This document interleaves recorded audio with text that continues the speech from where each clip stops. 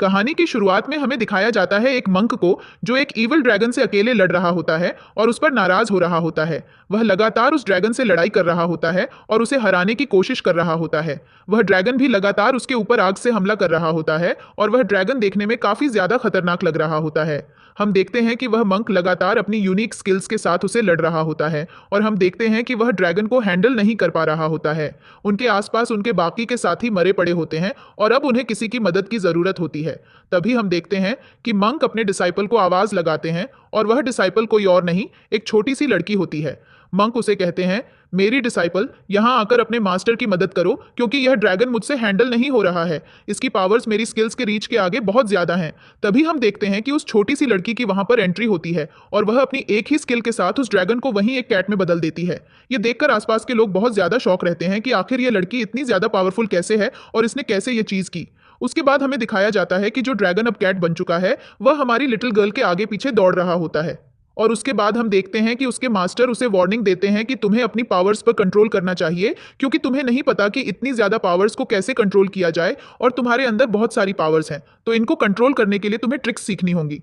और तब हम देखते हैं कि हमारी लिटिल गर्ल अपनी क्यूटनेस के साथ बोलती है, हाँ मास्टर, लेकिन उससे फिर कोई गड़बड़ हो जाती है और यह देखकर वहां के लोग शॉक होते हैं और सोचते हैं कि आखिर यह लड़की चीज क्या है। उसके बाद हम देखते हैं कि वह लिटिल गर्ल मास्टर के पीछे पीछे अंदर जाती है। मास्टर अंदर बैठकर चाय पी रहे होते हैं और वह उस लिटिल गर्ल को भी ऑफर करते हैं। उसके बाद वह लिटिल गर्ल उनसे क्यूरियोसिटी से क्वेश्चन करती है, मास्टर मुझे बताओ मैं अपनी इतनी अनलिमिटेड पावर को कैसे कंट्रोल कर सकती हूँ क्योंकि मैं भी बहुत परेशान हूँ। जब भी मैं अपना हाथ ऊपर करती हूँ मुझसे कुछ ना कुछ गड़बड़ हो जाती है, तो प्लीज मुझे समझाइए कि मैं कैसे अपनी पावर्स को कंट्रोल कर सकती हूँ। जिस पर उसके मास्टर उसे एक सोल्यूशन देते हैं और कहते हैं कि तुम्हें माउंटेन्स के बीच जाकर अकेले मेडिटेशन करना होगा और अकेले स्ट्रगल करना होगा, कंट्रोल करना सीखना होगा ताकि तुम अपने पावर्स का सही से उपयोग करना सीख सको, साथ ही उन पर कंट्रोल करना भी सीख सको। जिस पर हम देखते हैं कि हमारी लिटिल गर्ल एकदम से एक्साइटेड हो जाती है और बोलती है कि कितनी अच्छी बात है, अब मैं बाहर अकेले रहूंगी जाकर। और इसी के साथ वह सारी वेल्थ को एक बक्से में कलेक्ट कर लेती है। जिस पर उसका मास्टर उसे रोकते हुए कहते हैं कि नहीं नहीं, तुम ये वेल्थ यहां से नहीं ले जा सकती हो, तुम्हें वहां जाकर खुद से सब कुछ करना पड़ेगा। जिस पर हम देखते हैं कि हमारी लिटिल गर्ल सैड हो जाती है और बोलती है कि मेरे पास वेल्थ के नाम पर कुछ भी नहीं है और मैं बाहर जाकर कैसे सर्वाइव करूंगी। उसके बाद हम देखते हैं कि मास्टर अपना हाथ आगे बढ़ाते हैं और वह हमारी लिटिल गर्ल को एक फाइल देते हैं और बोलते हैं कि देखो, जब तुम्हारे पेरेंट्स की डेथ हुई थी उसके बाद उनके पास जितनी भी प्रॉपर्टी थी वह तुम्हारे अंकल ने ले ली। तुम अपने अंकल के पास जाओ और उनसे अपना हक मांगो। जिसके बाद हम देखते हैं कि हमारी लिटिल गर्ल ये जानकर बहुत ज्यादा खुश होती है कि उसके पेरेंट्स ने उसके लिए कुछ प्रॉपर्टी छोड़ रखी है जिस पर उसका ही हक होगा, और वह वहां से ट्रैवल करके चली आती है। पर अब पहुंचती है 21st सेंचुरी में जहां पर सब कुछ मॉडर्न हो रखा होता है, लेकिन हमारी लिटिल गर्ल बिल्कुल भी हेजिटेट नहीं होती है, भले ही वह एक पुराने समय से ट्रैवल करके आई हो। और हम देखते हैं कि वह वहां के लोगों के पास जाकर उनसे अपने स्किल्स के बारे में बात कर रही होती है। क्या आप मुझे कुछ पैसे देंगे? उसके बदले में मैं आपको फ्यूचर बता पाऊंगी। लेकिन वहां के लोग उससे उल्टा बोल रहे होते हैं, क्या तुम मुझे रिच बना सकती हो? जिस पर हमारी लिटिल गर्ल के पास कुछ जवाब नहीं होता है और उसको वहां से खाली हाथ लौटना पड़ता है। और इसके थोड़ी देर बाद हमें दिखाया जाता है कि एक रिच फैमिली जो अपनी ग्रैंड मदर के लिए क्योर ढूंढने आए होते हैं, उनमें से एक डैड होते हैं और बाकी के दो उनके बेटे होते हैं। और यहाँ पर हमें दिखाया जाता है कि उनके बेटे अपने डैड को समझा रहे होते हैं कि डैड, आप यकीन करो, ये 21st सेंचुरी है, आज के ज़माने में कोई मंक या पावर जैसी चीज़ एग्जिस्ट नहीं करती। तो अगर आप चाहते हो कि ग्रैंड मदर बिल्कुल ठीक हो जाएं, तो आप उनका इलाज इस दुनिया के सबसे बड़े डॉक्टर से कराएं, न कि किसी मंक से। क्योंकि मुझे लगता है कि अगर हमने किसी मंक को इन सब चीज़ों में इन्वॉल्व किया तो वह हमसे ज़्यादा पैसे लेने का ट्राई करेगा और हमारी ग्रैंड मदर भी ठीक नहीं होंगी। तब हम देखते हैं कि हमारी लिटिल गर्ल उनके सामने से गुजर रही होती है। उसके कपड़े देखकर वह आदमी उसे रोकता है और उसे बोलता है, क्या आपको पता है कि यहाँ पर शार्लिन मंक का घर कहाँ है? जिस पर हमारी लिटिल गर्ल क्वेश्चन करती है कि आपको उनसे क्या चाहिए? जिस पर वह बोलते हैं कि मेरी मदर की तबीयत बहुत ज़्यादा खराब हो रखा है और हम उनके लिए क्योर ढूंढने आए हैं क्योंकि दुनिया के सबसे बड़े डॉक्टर्स ने भी उनको फिक्स नहीं कर पाया है। जिस पर हमारी लिटिल गर्ल कहती है कि बस इतनी सी बात, और उसके बाद वह अपना हाथ आगे कर देती है और उसमें एक मैजिक स्पेल की बुक आ जाती है, जिसको देखकर वह लोग एकदम शॉक होते हैं कि आखिर इस छोटी सी लड़की ने एकदम से जादू कैसे कर दिया। और उन लोगों से बोलते हैं कि देखो, आप इस बुक में जितने भी मैजिक स्पेल्स हैं उनको कई बार रिपीट करना, उसके बाद आपकी जो मदर हैं वह एकदम से फिक्स हो जाएंगी और आप देखोगे कि वह बहुत ज़्यादा हेल्थी भी हो चुकी होंगी। और यह कहकर वह वहां से चली जाती है। उसके बाद हम देखते हैं कि वह आदमी बहुत ज्यादा शॉक होता है और उसे यकीन नहीं हो रहा होता है कि अभी उसके सामने एक लड़की ने जादू करके दिखाया। उसके बेटे बोल रहे होते हैं कि डैड, इस बुक में तो कुछ नहीं है, मुझे लग रहा है कि वह लड़की हमारे साथ स्कैम करके गई है। जिस पर वह आदमी अपने बेटों को डांटता है और बोलता है कि मैंने तुम्हें हमेशा समझाया है कि दुनिया में जादू जैसी चीज कभी गायब नहीं हो सकती, यह हमेशा एग्जिस्ट करती है, तो इस पर यकीन करना सीखो। और इसके बाद हमें दिखाया जाता है कि वह उस बुक को लेकर अपनी मदर के पास हॉस्पिटल गया होता है, जहां पर कुछ रिश्तेदार सुनने के लिए खड़े होते हैं और वह उनसे बोल रहे होते हैं कि तो मैं बस पैसों का इतना लालच हो गया हूं कि तुम अपनी माँ का इलाज एक बड़े डॉक्टर से करवाने की जगह एक मंक से करवाना चाहते हो। उसके बाद हम देखते हैं कि वह लोगों को वही बुक दिखाता है और बोलता है कि इस बुक में वह मैजिक स्पेल है जिससे मेरी मॉम फिक्स हो सकती है, तो तुम लोग अपना मुंह बंद करो और मैं इसका उपयोग करके अपनी माँ को ठीक कर लूंगा। और यहाँ के बाद सीन चेंज होता है। हमें हमारी लिटिल गर्ल को दिखाया जाता है जो अपने ड्रैगन के साथ आसमान में उड़ रही होती है और अपने अंकल का घर ढूंढ रही होती है। तब हम देखते हैं उसको उसके अंकल का घर दिख जाता है और वह ड्रैगन के साथ नीचे आ रही होती है। तभी हम देखते हैं कि उसे एक लड़का देख लेता है और वह लड़का कॉल पर होता है और उसे यकीन नहीं हो रहा होता कि वह आसमान में किसी लड़की को उड़ता हुआ देख रहा है। और उसे लग रहा होता है कि यह सब उसकी आंखों का भ्रम है, क्योंकि आज के ज़माने में जादू जैसी चीज़ें एग्जिस्ट नहीं करती हैं। उसके बाद में हॉस्पिटल का सीन दिखाया जाता है। इधर वह लोग उस आदमी को बहुत बुरा भला कह रहे होते हैं और वह उसकी प्रॉपर्टी लूटने की फिराक में होते हैं। और उस आदमी का बेटा भी उसे समझा रहा होता है कि डैड प्लीज़ ऐसा मत करो, क्योंकि ये लोग जो बोल रहे हैं बिल्कुल सही हैं। हमें मदर को किसी मैजिकल बुक के हाथ सौंपने से भला एक अच्छे से डॉक्टर को दिखाना चाहिए। तभी हम देखते हैं कि वह आदमी उन्हें जवाब देता है कि मेरी बात का यकीन करो, और ऐसा बोलकर वह अपनी मदर की पेट पर उस बुक को रख देता है। और तभी वहां पर एक मैजिकल लाइट निकलती है जो उसकी मदर के सारे पेन्स को हील करने लगती है और इन्हें सबको यकीन नहीं हो रहा होता है। थोड़ी देर बाद हम देखते हैं कि वह लाइट वहां बंद हो जाती है और इन्हें लोगों को लगता है कि यह बुक एक स्कैम थी और उसकी मदर अभी भी ठीक नहीं होती है, क्योंकि वह अभी तक उठकर नहीं बैठी होती है। और वह रिश्तेदार उस आदमी पर चिल्लाने लगते हैं कि तुम क्या तमाशा लेकर आए थे, देखो मेरी मदर को क्या हो गया है। उसके बाद वह बाहर से कुछ गार्ड्स को बुलाते हैं और बोलते हैं कि तुम लोग जल्दी से हाथ से बाहर निकालो, अब फैमिली के बिजनेस को मैं संभाल लूंगा। उसके बाद हम देखते हैं कि उसकी मदर एकदम से उठ बैठती है और वह कुछ मंत्रों का जाप करने लगती है और उनके आसपास एक बहुत तेज लाइट चल रही होती है। वो लोग ये देखकर बहुत शॉक होते हैं। थोड़ी देर बाद हम देखते हैं कि उसकी मदर एक छोटी सी बच्ची में कन्वर्ट हो चुकी होती है और उन लोगों को लग रहा होता है कि इस बुक में बस काला जादू था जिसकी वजह से मॉम का यह हाल हो गया। और हम देखते हैं कि वह जो रिश्तेदार होता है वह बहुत ज्यादा मुंह चला रहा होता है।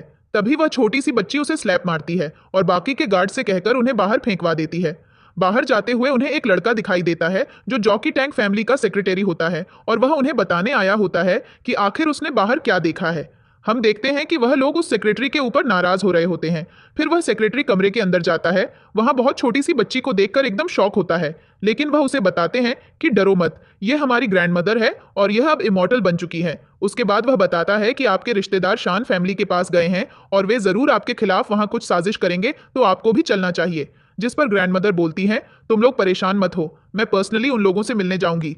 इसके बाद सीन चेंज होता है। हमें एक पार्टी का सीन दिखाया जाता है जहां हमारी लिटिल गर्ल वहां पहुंच चुकी होती है और अब वह अपने अंकल और उसकी फैमिली से मिल रही होती है। उसके कपड़ों को देखकर उसके अंकल की बेटी उसे बहुत उल्टा सीधा बोल रही होती है और उसे बार बार भिखारी बुला रही होती है। जिस पर वह लड़की बोलती है, मैं भिखारी नहीं हूं, मैं अपना हिस्सा लेने आई हूं क्योंकि मैं इस पूरी प्रॉपर्टी की मालिकिन हूं। जिस पर उसे लड़की को यकीन नहीं होता है और बोलती है कि तुम्हारे पास प्रूफ कहाँ है।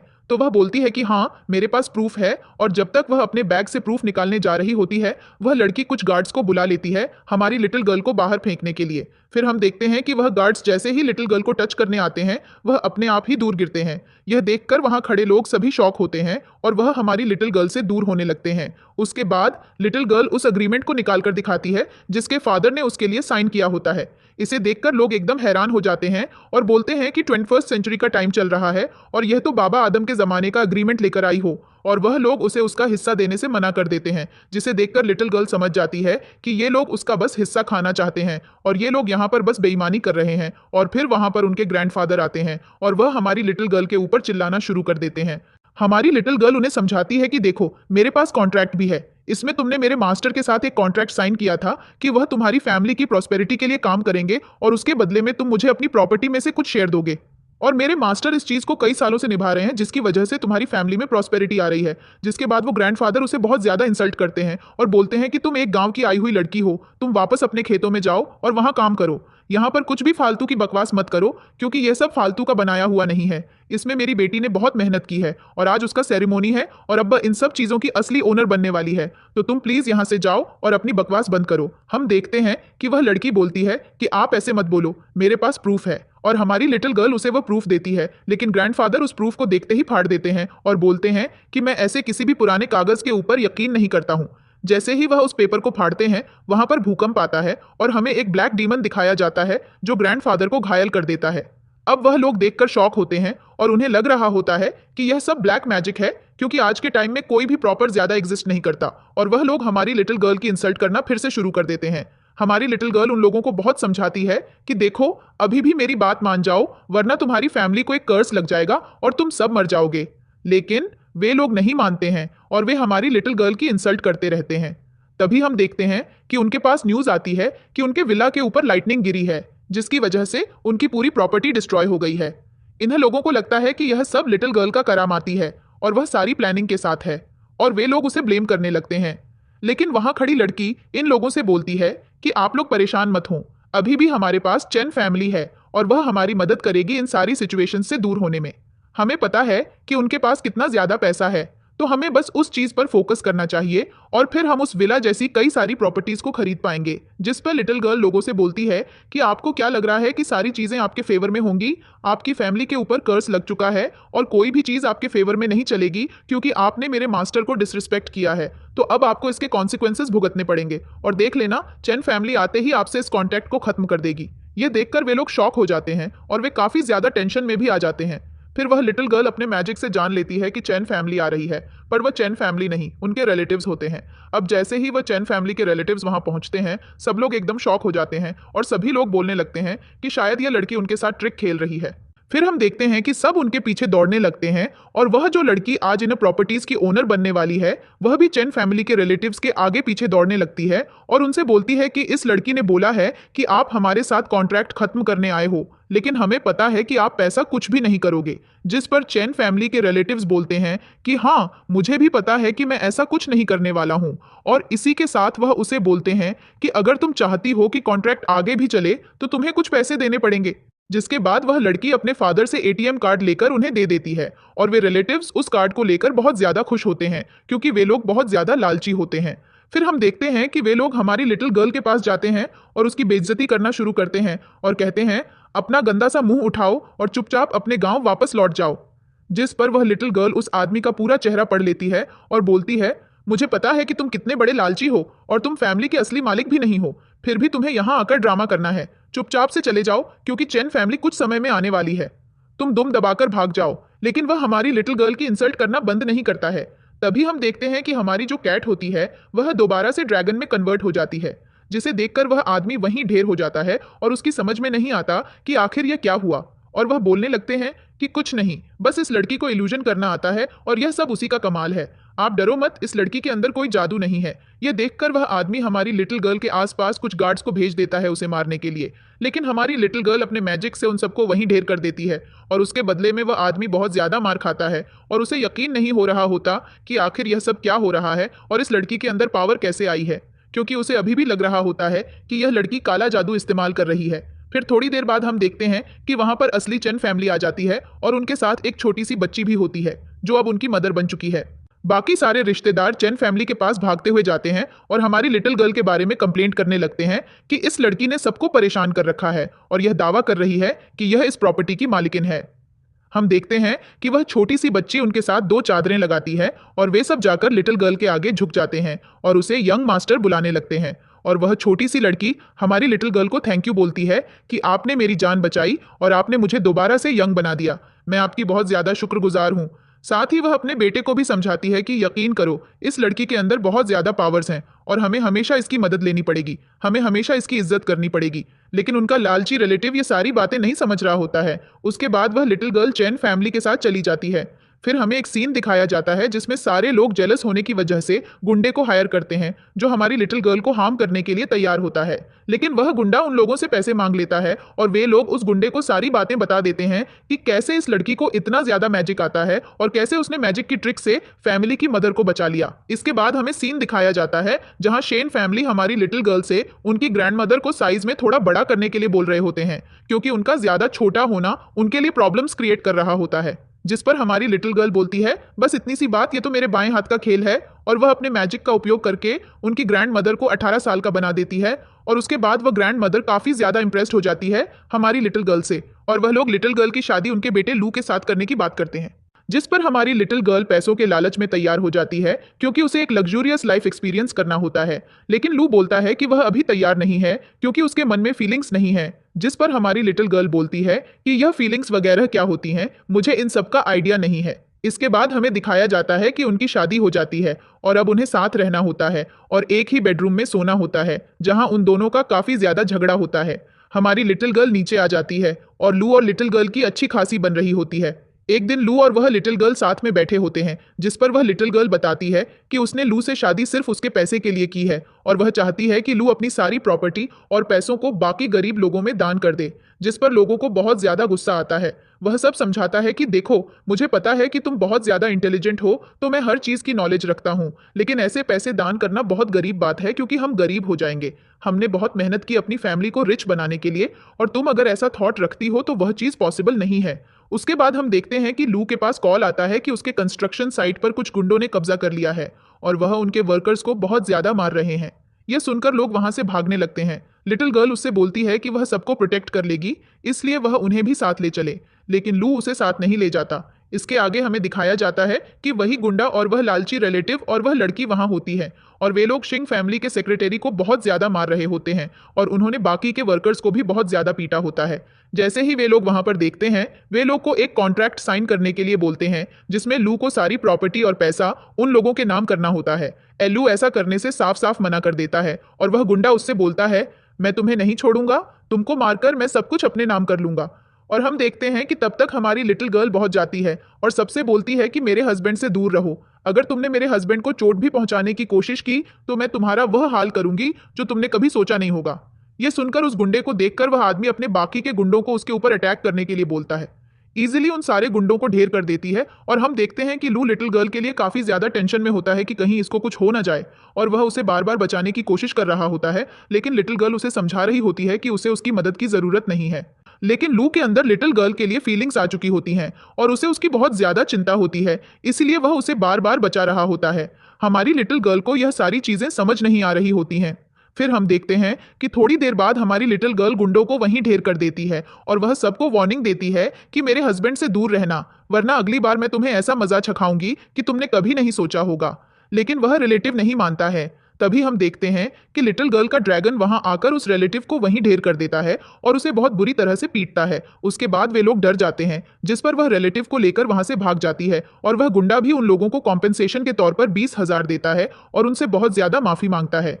इसके बाद हम देखते हैं कि हमारी लिटिल गर्ल गुंडे से सारे गलत काम छोड़ने के लिए कहती है और अगर वह ऐसा नहीं करेगा तो वह वापस आकर उसे मजा चखाएगी। इस पर गुंडा काफी ज्यादा डर जाता है और हमारी लिटिल गर्ल को प्रॉमिस करता है कि वह दोबारा से किसी से मारपीट नहीं करेगा और यह सारे गलत काम छोड़ देगा। इसके बाद सीन चेंज होता है और हमारी लिटिल गर्ल वहां से अपने हस्बैंड को लेकर चली जाती है। अब वे एक माइनिंग लोकेशन पर जाते हैं जो बिल्कुल सुनसान पड़ी होती है और उन्हें लग रहा होता है कि यह जगह बिल्कुल यूजलेस है। जिस पर हमारी लिटिल गर्ल बोलती है कि यह जगह यूजलेस नहीं है, यहाँ पर गोल्ड मिल सकता है। उसके बाद वह अपना पुराना मैप निकालती है जिसकी मदद से गोल्ड को ढूंढने लगती है। वह अपने मैजिक की मदद से गोल्ड को ढूंढ लेती है और वह लू को आकर समझाती है कि मेरा यकीन करो, इस जगह पर गोल्ड है और यह बहुत ज्यादा प्रॉफिट देगा, तो मेरी बात मानो, इस जगह को खरीद लो। लेकिन हमारा लू यह बात नहीं मान रहा होता है और उसे लग रहा होता है कि लिटिल गर्ल को बिजनेस की कुछ भी नॉलेज नहीं है और वह बस फालतू में पैसा वेस्ट कराने के चक्कर में है। साथ ही उसका सेक्रेटरी भी यही बोल रहा होता है, जिस पर लिटिल गर्ल उसे चैलेंज करती है कि अगर मैंने इस जगह पर गोल्ड निकाल लिया तो तुम्हें बेड के ऊपर सोना पड़ेगा मेरे साथ। यह सुनकर सेक्रेटरी अपने कान बंद कर लेता है और लू भी इस चैलेंज को एक्सेप्ट कर लेता है। उसके बाद हम देखते हैं कि लिटिल गर्ल अपने मैजिक की मदद से पूरे एरिया को क्लीन कर देती है और वहां पर एक गोल्ड का बड़ा सा माउंटेन निकालकर उनकी आंखों के सामने दिखा देती है। ये देखकर हवाइयां उड़ जाती हैं और उन्हें यकीन नहीं हो रहा होता कि बर्बाद पड़ी जमीन पर इतना सारा सोना हो सकता है। अब लिटिल गर्ल के ऊपर बहुत ज्यादा गर्व कर रहा होता है और उसे यकीन नहीं हो रहा होता कि उसकी वाइफ के अंदर इतनी सारी मैजिकल पावर्स कैसे हैं। जिस पर वह बोलती है, मैंने तुमसे हर बार बताया है कि मैं अपने क्लैन की सबसे पावरफुल फाइटर हूं और इसलिए मेरे अंदर मैजिकल पावर है। वह उनसे यह भी कहती है कि इस जगह पर गोल्ड नहीं डायमंड्स भी हैं। इसके बाद हम देखते हैं कि वह अपनी कैट को दोबारा से ड्रैगन में कन्वर्ट कर देती है और वहां पर कई सारे डायमंड्स और ऑयल के फाउंटेन्स निकलने लगते हैं। यह देखकर सेक्रेटरी और लू के होश उड़ जाते हैं। सेक्रेटरी लिटिल गर्ल से बोलता है कि आज से आप मेरी गोल्ड मदर हुई। उसके बाद लिटिल गर्ल लू से बोलती है, तुम अपना प्रॉमिस याद रखना और अब तुम शर्त हार चुके हो, याद है ना तुम्हें क्या करना है। यह सुनकर लू हंसने लगता है। फिर इसके अगले सीन में हमें दिखाया जाता है कि वे लोग भागकर उन गुंडों के लीडर के पास जाते हैं और उन्हें सारा मैटर बताते हैं, जिस पर उसे बहुत ज्यादा गुस्सा आता है और हम देखते हैं कि लू भी उसे सब कुछ बता देती है कि कैसे लिटिल गर्ल ने उन सब की बैंड बाजा दी और कैसे उनका कॉन्ट्रैक्ट साइन भी नहीं हो पाया। वे लोग इस चीज से बहुत ज्यादा अपसेट होते हैं, जिस पर वह लीडर बोलता है, तुम देखना मैं उसका क्या हाल करता हूं। उसके बाद सीन चेंज होता है और हम देखते हैं कि लू और लिटिल गर्ल एक कमरे में होते हैं और वे दोनों आपस में लड़ रहे होते हैं और एक दूसरे को परेशान कर रहे होते हैं।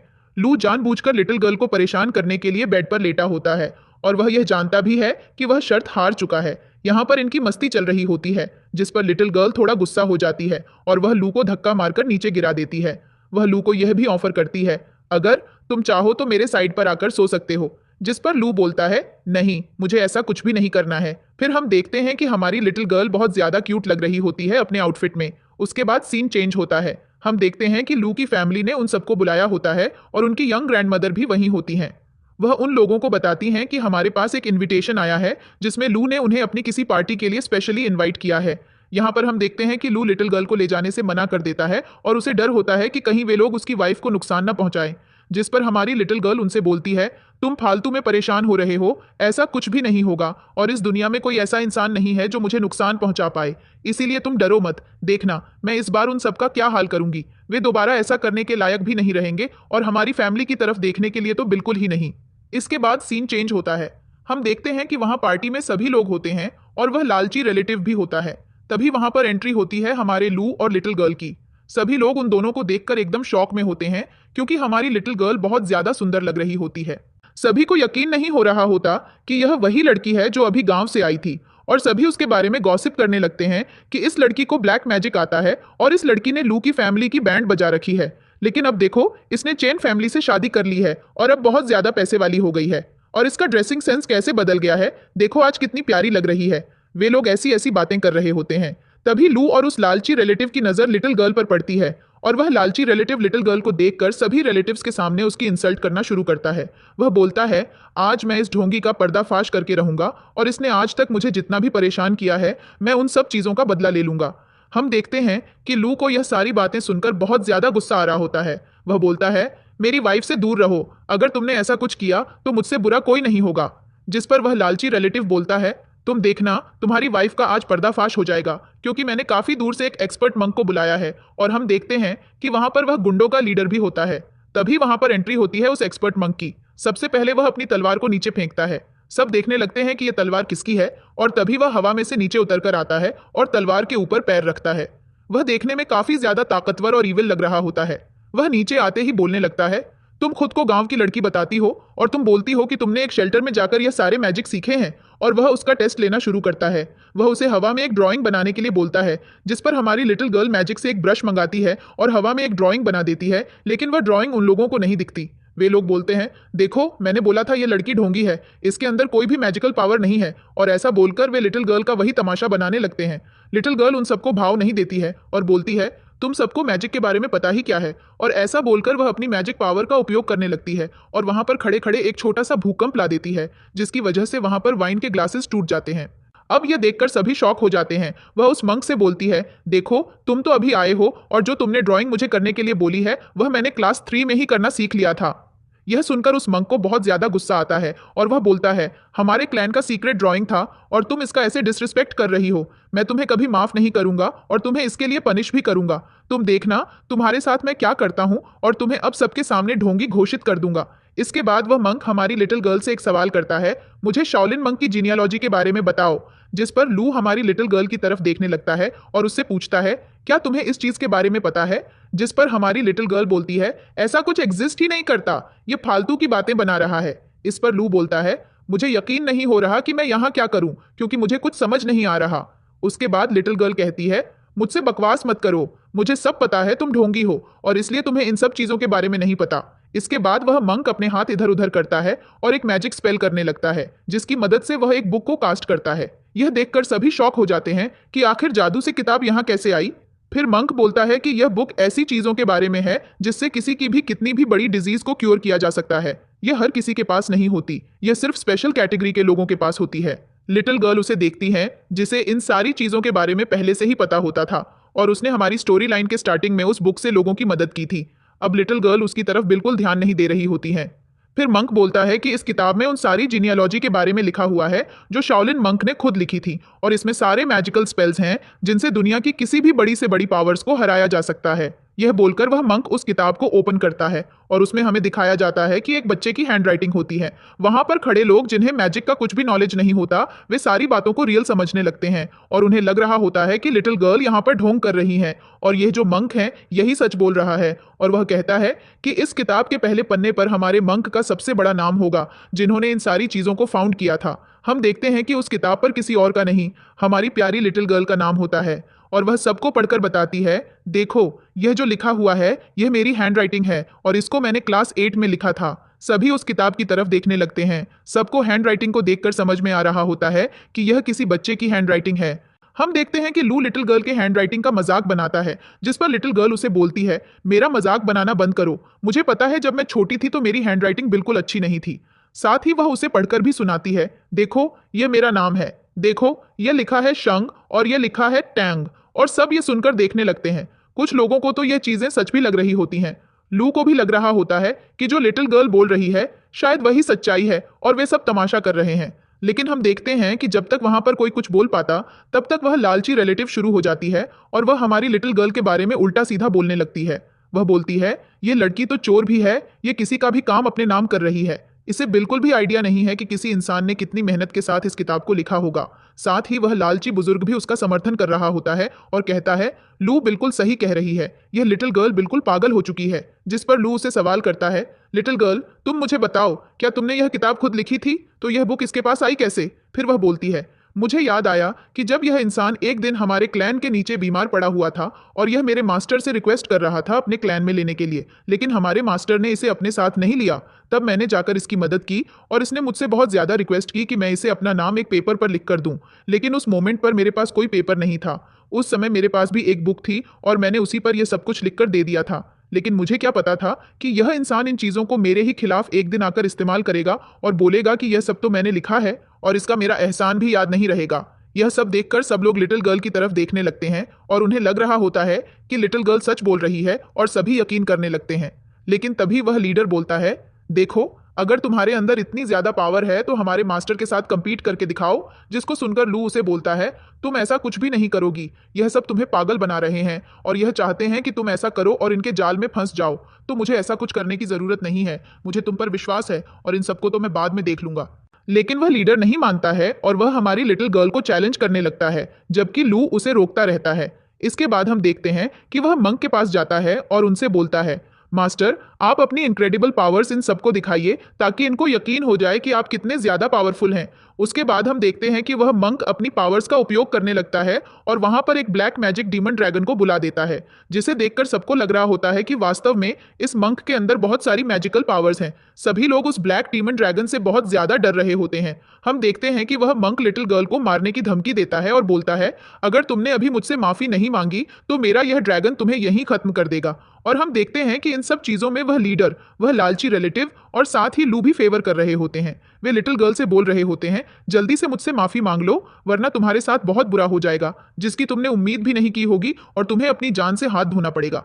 इस पर लू बहुत ज्यादा डर जाता है और वह लिटिल गर्ल से कहने लगता है, तुम इन लोगों से माफी मांग लो, ये लोग तुम्हें एक दूसरा मौका देंगे और मेरे पास अभी बहुत पैसा है, कुछ भी नहीं होगा, मैं तुम्हारी जान के साथ रिस्क नहीं ले सकता हूँ। तुम ये चीज समझो, तुम मेरी वाइफ हो, अगर तुम्हें कुछ भी हो गया तो सोसाइटी में हमारी बहुत ज्यादा इंसल्ट हो जाएगी। क्योंकि यहाँ लू लिटिल गर्ल के सामने अपनी फीलिंग्स को कन्फेस नहीं कर पाता था। इसके बाद हम देखते हैं कि वह मंक एक गलत मैजिक स्पेल का उपयोग कर देता है और लू को लगता है कि उसकी लिटिल गर्ल नहीं बचने वाली है, इसीलिए वह उसे हग कर लेता है, जिस पर लिटिल गर्ल उसे धक्का मारकर दूर करती है और बोलती है, मैंने तुम्हें पहले भी समझाया है कि इस दुनिया की कोई भी ताकत मुझे नुकसान नहीं पहुंचा सकती और इसके जैसा ढोंगी तो बिल्कुल भी नहीं, तो तुम यह मेरी बात गांठ बांध लो। हम देखते हैं कि गलत मैजिकल स्पेल का उपयोग कर दिया जाता है, जिसकी वजह से वहां खड़े लोगों को बहुत ज्यादा दिक्कत हो रही होती है और वह मैजिक स्पेल उल्टी होने के ऊपर भारी पड़ रहा होता है। यहाँ पर वह लीडर उसे रिक्वेस्ट करता है, कृपया यह बंद कर दो, क्योंकि आपकी गलत स्पेल की वजह से हमें दिक्कत हो रही है। और हम देखते हैं कि उस मंक को आता ही नहीं था कि वह कैसे इस ब्लैक ड्रैगन को कंट्रोल में लाएगा,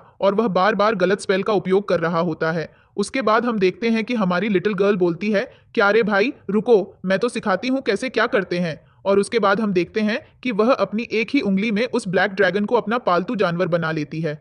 हम देखते हैं कि गलत मैजिकल स्पेल का उपयोग कर दिया जाता है, जिसकी वजह से वहां खड़े लोगों को बहुत ज्यादा दिक्कत हो रही होती है, और वह मैजिक स्पेल उल्टा उन्हीं के ऊपर भारी पड़ रहा होता है। यहाँ पर वह लीडर उसे रिक्वेस्ट करता है, कृपया यह बंद कर दो, क्योंकि आपकी गलत स्पेल की वजह से हमें दिक्कत हो रही है। और हम देखते हैं कि उस मंक को आता ही नहीं था कि वह कैसे इस ब्लैक ड्रैगन को कंट्रोल में लाएगा, और वह बार बार गलत स्पेल का उपयोग कर रहा होता है। में लू भी परेशान होती है कि इतना भयानक ड्रैगन अचानक से इस लड़की का पालतू कैसे बन गया, इसमें कौन से मैजिकल स्पेल का उपयोग किया गया।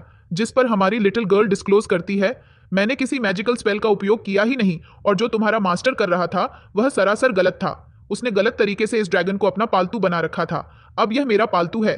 फिर वह कहती है, अगर तुम्हें यकीन नहीं है तो मैं तुम्हें दोबारा से दिखा देती हूँ। और वह ड्रैगन को दोबारा से ऑर्डर देती है, और वह फिर से उड़कर उन लोगों को परेशान करने लगता है। फिर लिटिल गर्ल उस ड्रैगन को वापस अपने पास बुला लेती है, और हम देखते हैं कि लू उस मोमेंट पर अपनी वाइफ पर बहुत ज्यादा प्राउड महसूस कर रहा होता है। सभी लोग बहुत ज्यादा शॉक होते हैं, और हम देखते हैं कि वह मंक फिर भी नहीं मानता, और वह इलेक्ट्रिकल स्नेक्स को उनके ऊपर छोड़ देता है। लेकिन हमारी लिटिल गर्ल उन सबको भी काबू कर लेती है, और उन सबको वहीं खत्म कर देती है।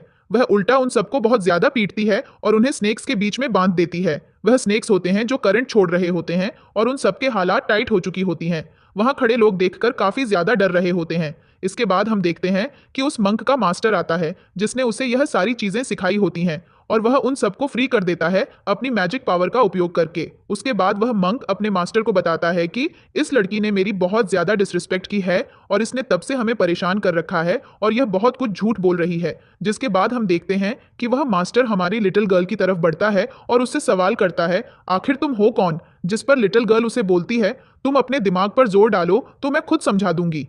हम देखते हैं कि यह वही लड़की है जिसने उसकी जान बचाई थी, और वह लिटिल गर्ल से कहता है, तुमने एक बार मेरी जान बचाई थी, इसलिए मैं तुम्हें छोड़ रहा हूं, लेकिन मुझसे जान की भीख मांगकर यहां से चली जाओ, वरना मैं तुम्हारा वह हाल करूंगा जिसमें सिर्फ तुम्हें मौत नसीब होगी। इसके बाद हम देखते हैं कि हमारी लिटिल गर्ल बिल्कुल नहीं डरती, और वह लू से बोलती है, क्या यह बुजुर्ग इंसान थोड़ा पागल है?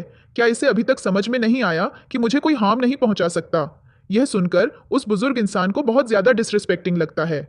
उसके बाद वह अपनी मैजिकल पावर्स का उपयोग करने लगता है, लेकिन हमारी लिटिल गर्ल सारी पावर्स को डोज कर देती है। फिर उस बुजुर्ग इंसान के ईगो पर बात लग जाती है, और वह अपनी फैमिली सोर्ड को निकालने लगता है।